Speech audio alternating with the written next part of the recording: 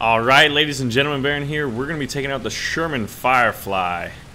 And with the vaunted QF 17 pounder.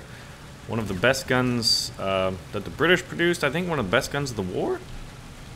I mean, pretty damn good gun. German tankers definitely feared it. But anyway, I have made it out of my little vault, my Vault 111, to get some more War Thunder gameplay. And look at how beautiful the cathedral is. But, yeah, I've been playing a lot of Fallout 4 recently. I mean, it came out, technically it came out today, but I was able to get an early copy, so I guess you could say I had day zero access to it. So I streamed for like 10 hours yesterday. Oh my god. I'm going to be doing a Let's Play on my second channel. I highly encourage you to check it out. It is a game I'm exceptionally passionate about. And if you guys have never played Fallout, I think one of the coolest things about it that you guys might be able to relate to, for those of you tankers out there, is that one of the coolest things about Fallout is the storyline. Basically, the timeline went that there was, you know, build up in technology, and everything kind of was nuclear powered, including nuclear powered armor. Like, there's armor that you get at the beginning of Fallout 4 called T-45 power armor, and it's basically like you are a tank. And I've always been a big fan of, you know, armored warfare, tanks, all the kind of, you know, steampunk fiction related to, oh man, we're gonna take this objective in force. Artillery's definitely gonna be dropping in. This reminds me of a Men of War map. But look at this. Oh shit! Ooh, right through the gunman level of a KV-2. Oh shit!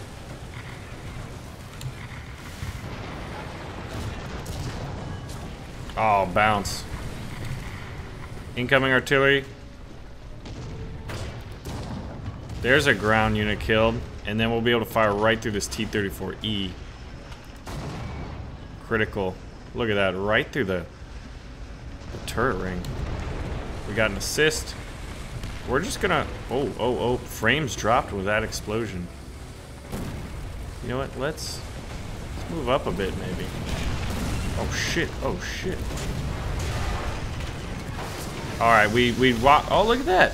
We're gonna get killed by, or we got first damaged by a friendly Sherman Firefly. I did not see. I saw one guy over there, so thought I was moving over. But anyway, so there's this T-45 armor, and then as you progress, at least in Fallouts in the past, you get better and better power armor. So it's almost like, imagine yourself going from, like, you know, a T-34 1941 all the way up to a T-34 85, right? And all of that, but like, imagine a tank game where you were to do that and you'd be fighting enemies and then slowly upgrading yourself, and you can carry all this amazing firepower, and the storyline in the Fallout games is just unreal. But I feel like oh, here we go. Let's call in an airstrike. We still have the objective, but there's no one holding it, and they're about to take it, so I'm gonna drop some rockets on it. You can get rocket launchers. One of the coolest weapons that you can get is called a Fat Man, which is a little mini nuke launcher. Alright, so we got a Spitfire to deal with. Oh shit.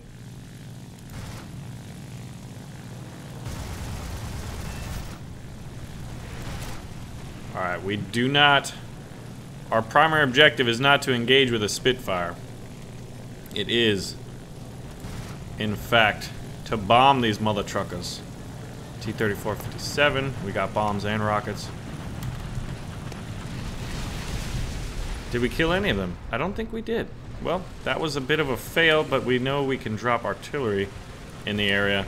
Aircraft destroyed. Alright, we did do something. We're actually top of the team right now. Just heavy artillery barrage. So we're going to take the shortcut way here. But yeah, I think if you're new to it, whether you're going to play it or not, I think you could appreciate the Let's Play series going on the second channel. With regards to the power armor, the storyline's amazing. it's a really cool scenario to imagine yourself in, because one of the other things that I like as much as Armored Warfare as a concept is this post-apocalyptic, you know, survival situation. Like, don't you think life is simplified? If we're like, all right, like now it's like, what do you need to do? Well, I gotta make my videos. I gotta go to the grocery store. You know, I gotta like edit and render and record like all day and all this stuff. But then, oh shit, there's someone like right here. Let's get this guy. Ambush. Wow, that was a nice one too with the M4A2 over there. Now we gotta get out of there and get some cover, because we are taking this objective. Now they could come from over here. More likely to come from... This is not a bad crossroads to hold, but the turret rotation is pretty good. Look at this thing in reverse, because this is an up-armored and up-gunned Sherman, so it's definitely adding a lot of weight to it. But the QF 17 pounder is pretty damn impressive. So we want to find ourselves closer to... Oh god. I saw the shadows of the bombs, man. Oh my god, okay. That was an E2. Where did the bomb really land? Like, I didn't think it was nearly that close to us. Well, we've only got one left, unfortunately. But yeah, also I will be streaming a lot more, because I'm basically recording... You know what? Vengeance is mine, friend. Come on, we gotta get a hit. Kill this thing. Oh, he's just too far away now. He's coming back in, though.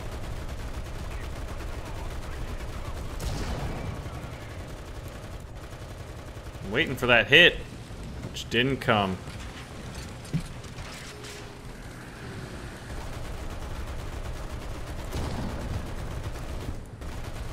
Hopefully get one more, because he's flying right over us.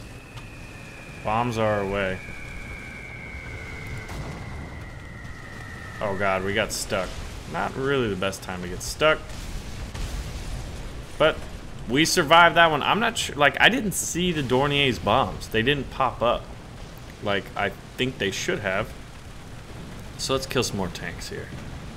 Let's use our armor against theirs. A concept that I really, really do enjoy in video games. Armor versus armor. But I found 2 sets of power armor in my Fallout gameplay so far. One was from the Raiders, which is a really fun faction if you're on... Alright. This guy's coming in. Shit. We're getting these assists, man. We're getting these first shots. Our team's getting the follow-up. Panzer 3M might be running right by here in a moment. Shit. We were off by like, what, a second maybe?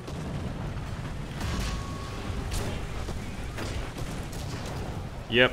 But I know we've got a decent amount of armor to repel a German 50mm. We can repel firepower of that magnitude. I think there's someone over here. Woo! There it is, boys! Killed a Sherman 105. Sherman on Sherman Slaughterfest. It's a massacre. It is a massacre. Oh, come back, friend. Got a little bit left, and I would love to shoot you. Damn it. We're hesitating because we're looking for these scope shots. Check this out. Woo! You gotta love this QF 17 pounder, boys. Look at that German 88, man. Wouldn't that be great if you slapped that on a chassis and named it after one of the most feared kits? Oh shit. Critical hit on a KV2, we'll take it.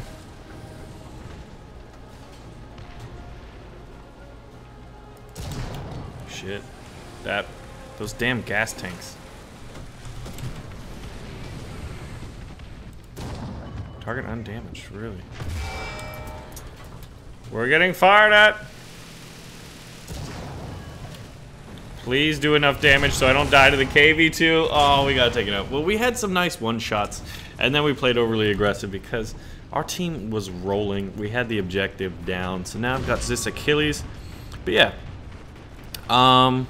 If you're interested in that kind of thing, where armor goes from tanks to you control them, it's like you're a space marine or a heavily armored Boba Fett or Iron Man in a way, you know, in a more primitive time with that kind of power armor. Then I think you'd appreciate Fallout. And the storyline truly is amazing. So this game is over. Let me know which tank or vehicle. Oh shit, come on. Oh, he's flying away. Man, that thing's big. It looked like he was coming this way. The Jack of all trades. Who got Jack? I was 10th in Jack of all trades. Unfortunately, man, that's a beautiful screen right there. So we actually did pretty decently for our team. We had a lot of assists actually, because of just, you know, sometimes luck is in your favor, sometimes luck is not. Unless, you know, in Fallout 4 you customize your character to have a lot of luck. But 4 kills, 4 assists, ain't bad. One plane shot down as well when we were in the IL-2 and we wrecked that little Spitfire. But anyway, so let me know out of the new vehicles what you want me to play next. I wanted to give some special attention to the Sherman Firefly because you saw how in certain situations, like if you, with the armor-piercing cap, ballistic cap shell, like the damn thing, like this gun is amazing. If you pen, it's almost always a one-hit kill. That KV2, those damn big gas tanks act as armor. I don't get it on those Russian tanks, which kind of sucks. But I think we would have one-shotted that KV2 had we not shot right into the gas tank. If we were like a little behind or a little forward of that giant extra piece of armor. But I do really like the Sherman Firefly. This was one of the tanks that I was waiting for the most. Let's check out the armor here. Yeah, they've added some armor plates, and you can see where they put them. These extra 25mm plates, covering a lot of this area from the front, and you do have this really nice 56-degree slope, so it's pretty good. So at one point when I was charging that Panzer III, I was zigzagging like this because I knew someone was shooting at me from, I believe it was my left flank, and I knew that guy was going to take a pot shot at me. So he only had a 50mm gun, but increasing that effective thickness, wiggling, waggling, and then bam, QF 17 pounder right to the face, and that was a one hit. Or was that an assist? I think we may have gotten an assist on that. But yeah, Sherman tanks, like, they still do have that slope. It's just everywhere else in this high silhouette. Like, look at that, 38mm of thickness. That's just not a whole lot, man. But, and from the front, you've got this weird little 88mm plate, 76mm plate. So in certain places, it's a little stronger. If you guys know why they put the plate there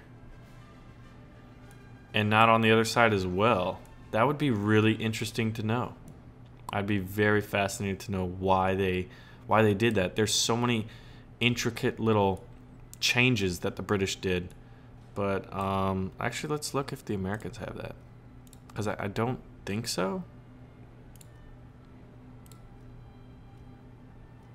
Yeah, it's definitely a British thing, and I know that they had to extend the rear of the turret to accommodate their amazing 76mm gun, which is great to have in the game. Like, if you think about it, of all the British tanks, where are you at, old chaps?